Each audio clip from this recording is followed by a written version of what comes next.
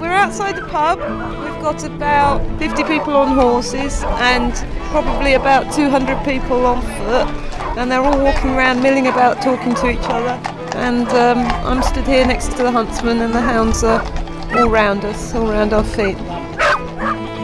The boys and girls are dressed to kill,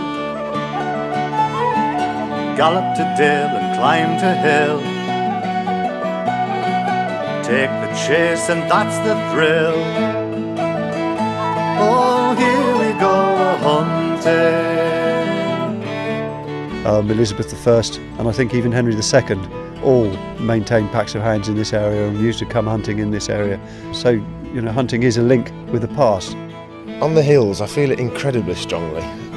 Of events and of people and things, we'll go back, I don't know, a couple of hundred years and stuff. And if you're up on the top of the hills above Saddleworth, and the fog's coming down or the wind's blowing, and you can't see anything 20th or 21st century. All you can see is the same hillside that John Andrews in the 1800s used to hunt, the same hills that Thomas Kay used to hunt. It's absolutely timeless. The sense of history can be quite something. Misty morning gather round, jacketed red and mounted brown, a lusty horn to hand to sound. Oh, here we go a-hunting. The hounds that we keep, about 140 hounds, we count them in couples, in pairs. There's 70 couples of hounds at the kennels, and they're looked after there by a professional huntsman and a whipper-in, a kennelman, a countryman whose job, as well as helping with the hound, is sort of building fences and making sure that we can get about in the country on a hunting day. So those people are all actually employed by the hunt. The whippers in and the pack in view, lashed in couples wet with dew,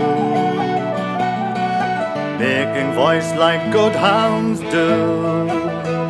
Oh, here we go a-hunting.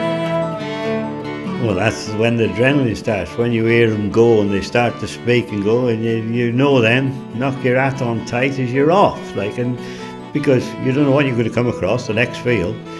It might be a 6-foot edge or it might be a 3-foot post and rails, but you've got to get the other side of it.